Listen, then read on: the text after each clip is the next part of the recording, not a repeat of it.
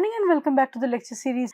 We are discussing features of the novel in the light of E.M. Forster's aspects of the novel. Forster would note that our identity is interspersed through a double allegiance to universal time and to personalized time or personal values. In the previous lecture, I was talking about how our social self, our universal self, in a way, emerges, or when we act according to the calendrical time, the standard clock time, and then the intensity of time remains with us, remain in our memory when there is a personal intervention, when time becomes very personalized. So, in other words, very long duration of time which is not of much significance, which is only about repetitive mundane work, would not be registered in our memory, versus a very short one-off incident which is very intense, for which we have not been prepared, remains in our memory for a long time. So, what is a story? Story is narration of events in their time sequence. E.M. Forster calls the story as the lowest and the simplest of all literary organisms. The story is, to repeat what I said earlier in the previous lecture, it is the bare skeleton. Yet, story becomes the central and the most complicated aspect in a genre like the novel. It would be wrong to say that the story becomes complicated. The treatment of the story in time, which constitutes, which makes up the plot, is experimented with, is, complex in the novel. So, story narrates life in time, novel plays with time. However, we see that novel never denies time. Otherwise, outside of the time frame, it could lose its meaning. This kind of jeopardy, this kind of precarity, one can see in Madame Bovary, which is not referring to external time at all, or hardly doing so. So, for the novelist to have to play with the temporal sequence, to show his dexterity, expertise in the simultaneity of actions in time, to present an absence of time in relation to events, or even to invert time altogether, one still needs a reference to the standard clock, as a way of saying how the novel is a departure from, or an experimentation with, such a standard time. We still need standard time as a reference.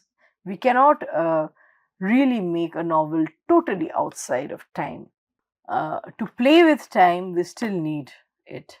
So, E.M. Forster draws an example of Walter Scott in order to explain how time has blown up the image and importance of an artist such as Walter Scott, which he feels is the image, the reputation that he enjoys is beyond the artist's caliber. This is because, according to Forster, a good novelist does not write in a heavy affected fashion, such as is Scott's style. Rather, a good novelist constructs characters with passion and yet a certain artistic detachment.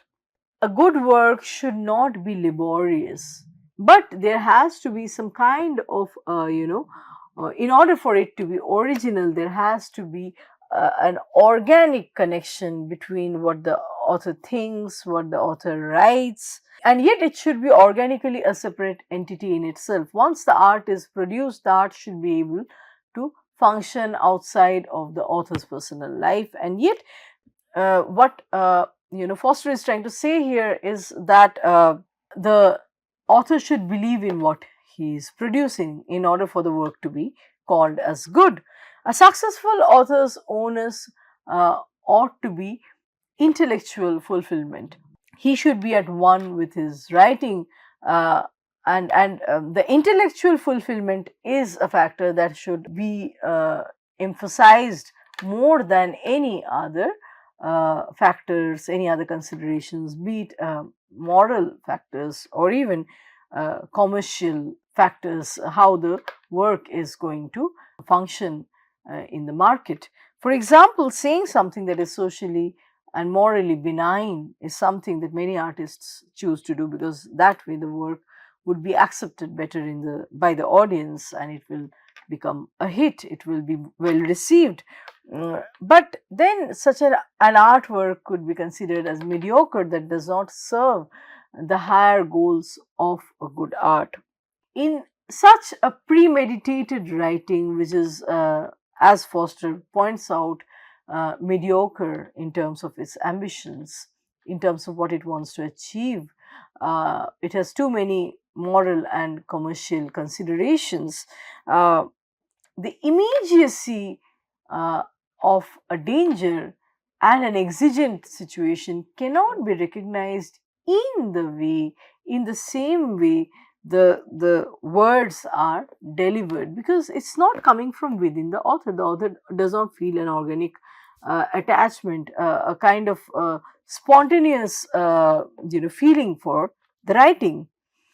The writing is not happening only to fulfill his intellectual faculty, So, what we are trying to say here is that the language is very flattened. In a mediocre artwork, language is flattened.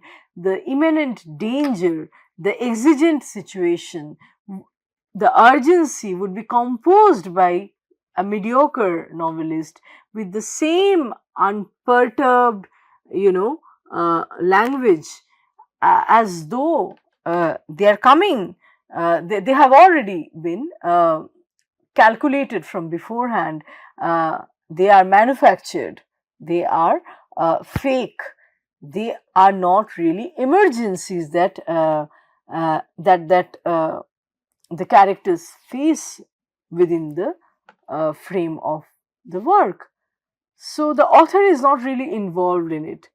Even the emergency situations, the urgent situations are written with the same language as the mundane situations, because that is the kind of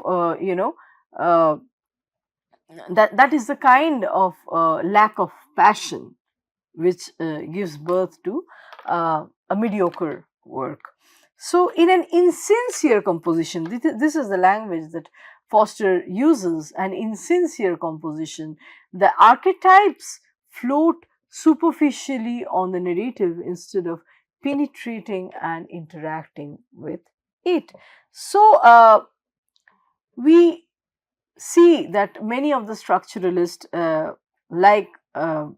Reimers, for example, and even Todorov, they say that artworks, have certain archetypes. There are certain meta narratives that any artwork speaks to. So there are certain progressions that are bound to happen in all folklores, in all fairy tales across all times and ages. Now, the characters speak to these archetypes, but if the work, the composition is not sincere, the archetypes would simply float, superficially and not make much connection with the individuals. We have been able to incorporate the timeless symbols without making them speak to the individual case that we make in our novel. That is an insincere composition. We cannot see our case, the case that an author has made, has created in the novel, the problem that the author has created in the novel. He cannot see it through. He cannot drive it till the end, probably with the same smoothness, the alacrity and the poise that is required of a superior author. So, such a storytelling deals with the more important and the less important episodes in much a uniform and flattened manner. So, for example, in a bid to celebrate life in time. E.M. Foster looks at the case of Scott's and the Antiquary, where in Antiquary, Scott de-emphasizes life as value and does not focus on judgment and emotion. Uh, Rather, he obeys time too scrupulously to be original or inventive enough in the way he places the events. It is more unimaginative, more prosaic, and so uh, his conclusion also happens in a very religious manner. The conclusion is just a ritual because any work has to conclude. It happens in a very time worn fashion without much of the author's thinking or passion going into it. So, the Antiquary ends like a ritual. Uh, because every work has to conclude rather than leaving a mark of involvement of the author on the reader. So, such a work could become great because some of the works try to appease the maximum audience or the maximum readers. That way, in that way also they can become canons, they can become great because they're appealing to the values of the mainstream, but not strong or full of impact. Further, E.M. Foster notes that when traveling through an epic time, one should also couple the passage of time in the narrative with panoramic vision or participation of space and spatiality. So, the spatial aspect should also be taken into consideration. So, otherwise, the narrative misses one very important dimension and can tend to become lame and depressing. So, he gives the example of Leo Tolstoy's War and Peace, where time travel has been very successfully complemented with, interspersed with intricate descriptions of the nature of Russia, which bears a, a almost a melodious quality. It bears a sonority and melody to the reader. So, characters positioned in time are important, but their emotions should also resonate with the space. And so, a good story ought to be a repository of different voices. The texture of the story gains value through its connection with the voices of the characters. Voices that sometimes reveal the psyche, sometimes play towards concealing what the characters are thinking. So, the finest part of a work, according to E.M. Foster, is the one that needs to be read, that ought to be read aloud. And so it has an oratory characteristic and hence appeals best to the ears. So it's the pre-documentation tradition we are looking at, the tradition where documentation of work had not started. Orality was there, and if you hearken back, epic uh, is a poem that was meant to be read aloud, that was meant to be not even read aloud, meant to be narrated impromptu and listened and memorized and reproduced down the generations.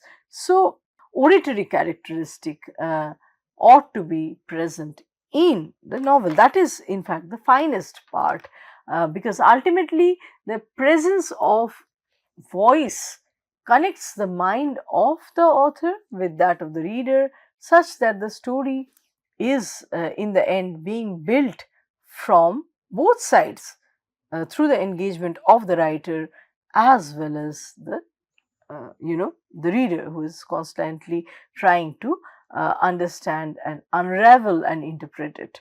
Although the author's agency is better celebrated through his plot, characterization, or his philosophical rumination, the oratory quality transforms the reader author relation into that of orator listener relation. And this, like I said, has a primal appeal, a pre document, an appeal that harkens back the oral tradition, the pre literary tradition. So, the primal appeal of storytelling to it. So, the auditory quality transforms the reader author relation into that of orator listener. It has an appeal to orality, a primal appeal of storytelling to it, which precedes the literary tradition.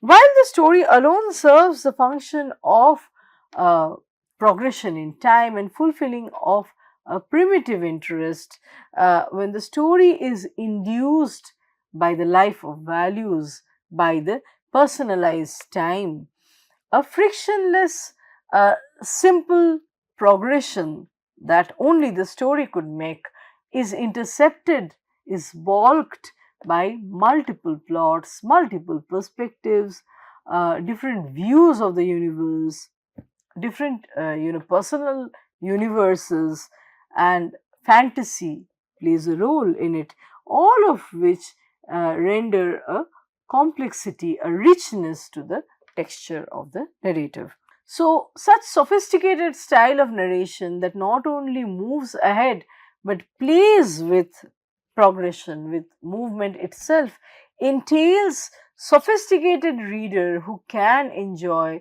uh, a layered and difficult journey. E.M. Foster calls life in time as a base and inferior design of storytelling. Just what happened, like we were talking earlier, just wanting to know what happens in a story. That is life in time without any, other descriptions. And it emphasizes only sequence in chronology. Art, in such a case, takes a backseat when we are only riveted to what happens next, what happens next. However, to completely narrate a life of values that has decoupled from time and that has completely withdrawn from chronology uh, could also be a fiasco, a failure of a narrative. Like we say, that in order to play with time, we still need a reference to the standard time. So, I mean, such a writing that wants to escape from the coordinates of time altogether, that wants to become a narration without a story, uh, could face jeopardy. A lot of postmodern works face this jeopardy, where they are about non-stories. They are just narrating mundane, events. There is no problem. There is no problem that makes the plot work. Uh, so when the story is taken out and there is a lot of word expressions, artistic devices used towards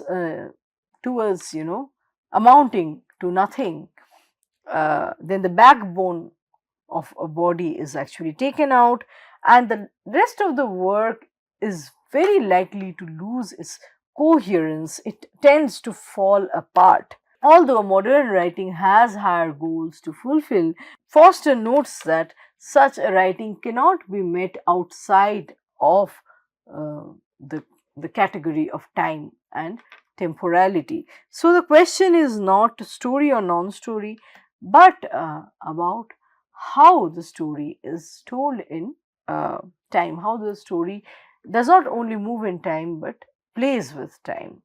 Basically, sometimes defies time too. But even for defying time, time has to be there. Uh, with the evolution of the genre of the novel, the writer appeals to the reader's imagination and creativity, the finer qualities that are expected of a reader, not merely uh, serving the reader's curiosity, the primal curiosity, right? Through the different characters, through the gestures of the characters and their speech, the novelist tries to describe uh, also his own self, the possibilities of his own self, rather than and in fact the novelist through the characters is trying to explore and seek his own self. Each character and situation are built through word masses through which the author's own persona also peeps. The author is discovering himself through the characters he has created.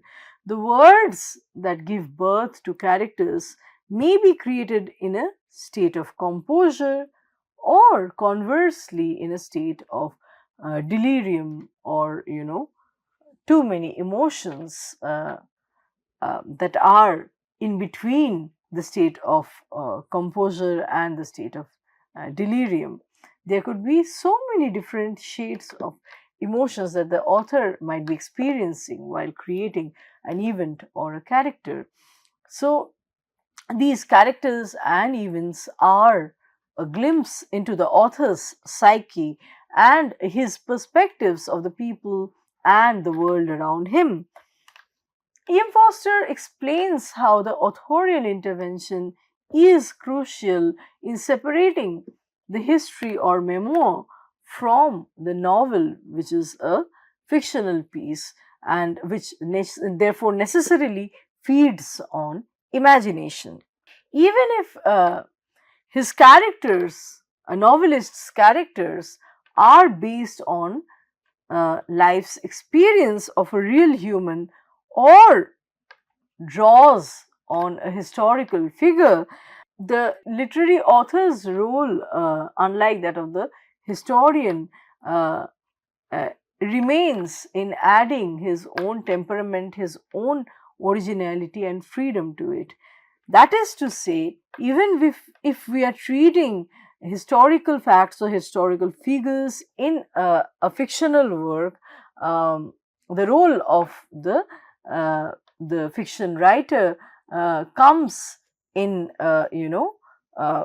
adding some imaginary dimensions to these fact based events and characters. So, as a result of a certain degree of creative freedom that the literary fictional author is enjoying, the artist is enjoying, there could be modifications rendered to these historical events or characters, or in fact complete transformation, uh, whereby the historical or real person's character becomes the author's own character in the novel. So, if I am writing a novel on Akbar or on Tipu Sultan or on Queen Elizabeth, but he or she is a character in my novel and not the historical figure, then I have the creative freedom, I assume the creative freedom to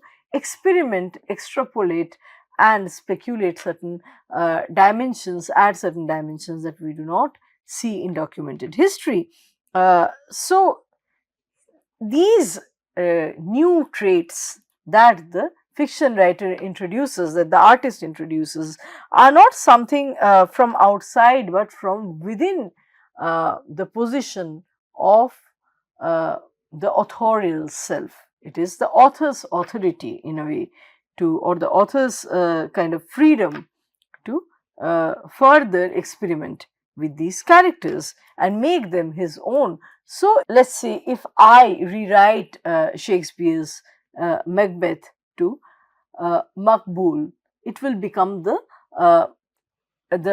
Indian Bollywood director's rendition of Macbeth, his understanding of Macbeth or Hamlet.